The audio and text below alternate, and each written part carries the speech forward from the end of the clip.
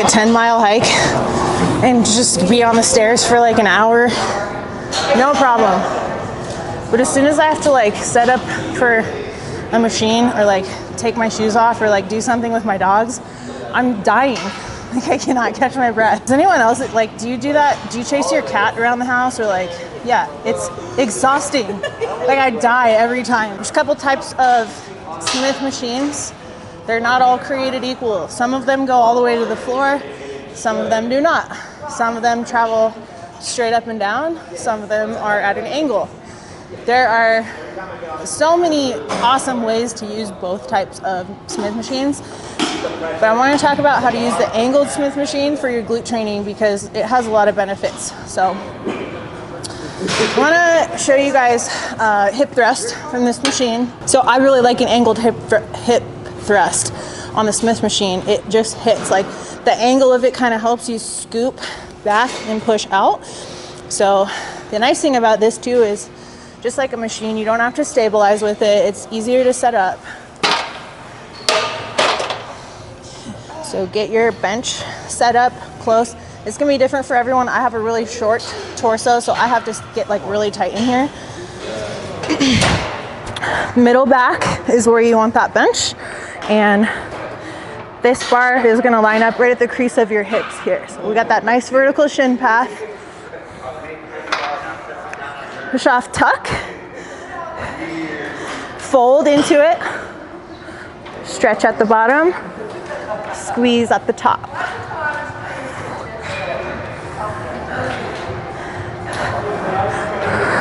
I would say this is actually like my secondary choice.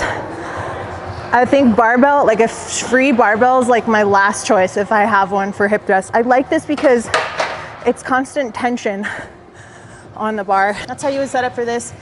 You can keep a barbell pad in your gym bag, or most gyms will have some lying around, or you can usually ask the front desk to protect your hips because when you get a little heavier, it does hurt. Probably the most asked question of how to set up I've ever gotten is how to set up for a donkey kick on a Smith machine. This is an awesome exercise.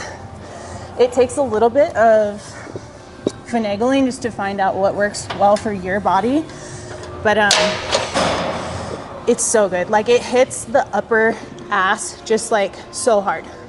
Like you'll feel it, you'll walk away and you'll feel like Betty Boop. You'll be like, oh, what was that? It feels like water balloons jiggling around like right up here. It's mostly the upper glute, so like anything in the shortened position. So you think about it like when you're stretched, you're gonna be hitting more of like the middle glute, lower glute position down here. When you're in that like top shortened position, that's when you hit this really nice, like the shelf of the booty. And for competitors in particular, this is really important because when you're hitting your side poses, you're gonna have this like fall off. So like for bikini, you hit that side pose here. This upper glute is what's gonna give you that like pop and that drama off your lower back. Same thing in wellness. This here is gonna pop off. If you have that fall off, it's just going to take away from your overall shape. So glute medius mostly and the upper glute max. So you wanna set yourself up with a stopper here. This is important because it's really hard to start the movement when you're on your belly from the floor. So get this set up right around the same height as your bench. This is the machine that I hit my head on a lot, like all the time. You're gonna wanna take these stoppers off of the rail, take your booty band here, loop it around this way,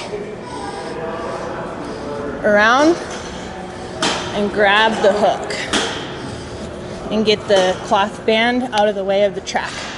So now it's pulling this hook back so the bar can travel without catching. So that's step number one. Step number two, put your bench this way. I actually want to show you a couple ways to do this. Again, the fun of glute training and training in general really is finding like the little nuances that you like what do you feel the most. So I like this way. I like to use both legs at the same time. So I'm gonna lay prone, I'm gonna lay belly down on this bench. I moved it a little away from the barbell. That's just how I personally like to do it. I'll grab Boris here. So I'm gonna lay down,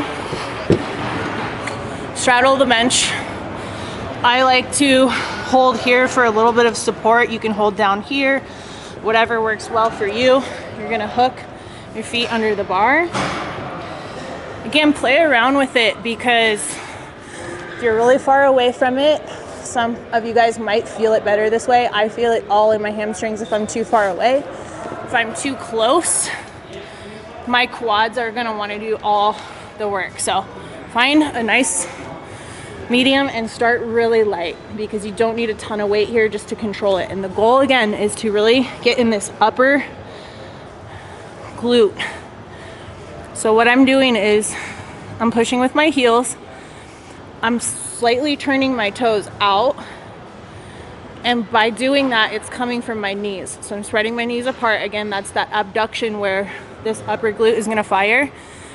And then just think, tuck your pelvis down into the bench, squeeze the meat of your butt cheeks up into your butt crack, and just squeeze like hell right at the top. Control it on the way out. Again, it's not about how many reps you can get, or how fast you can go, or how high you can go. Control it. What are you feeling while you're training? You don't feel it where you want to feel it, something's not going right. So tuck, squeeze, control on the way out. So hold that contraction as long as you can. Right back up.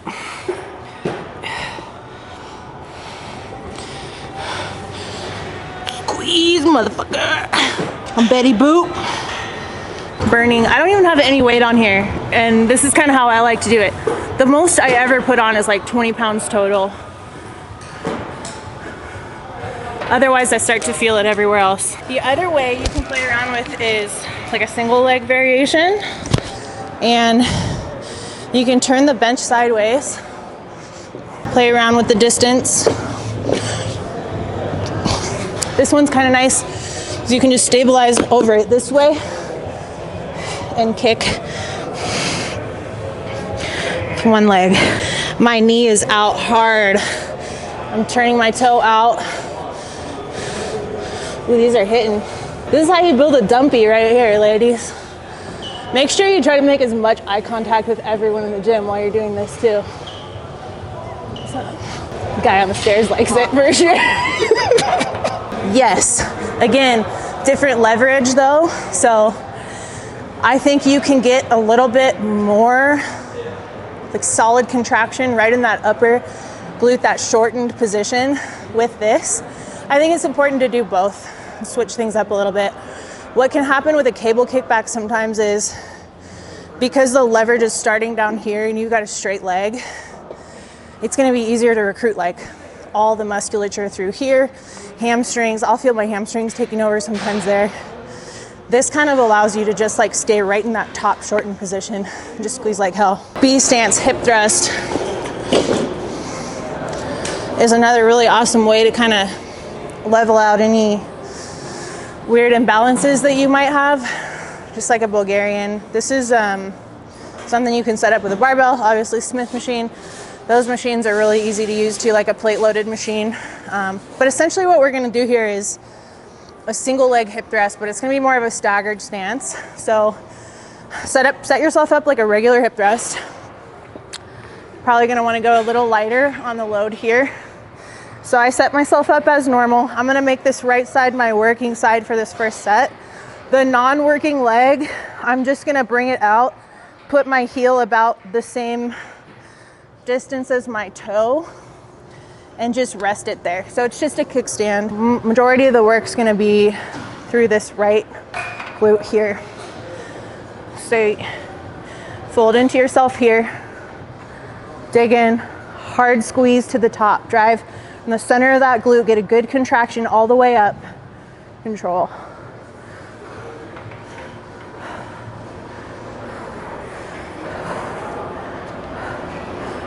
See, I'm really controlling my core.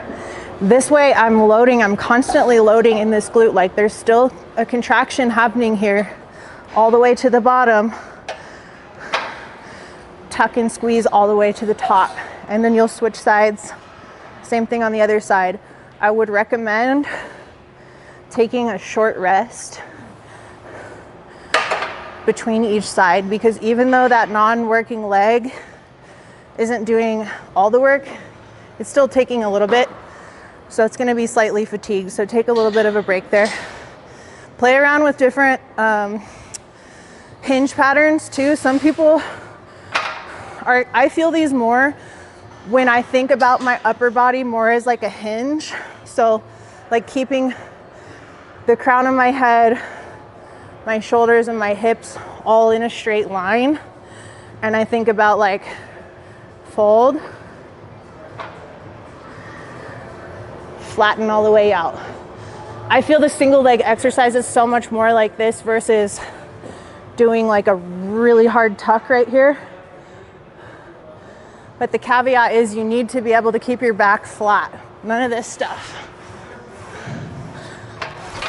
You will hurt yourself, I promise. Look good.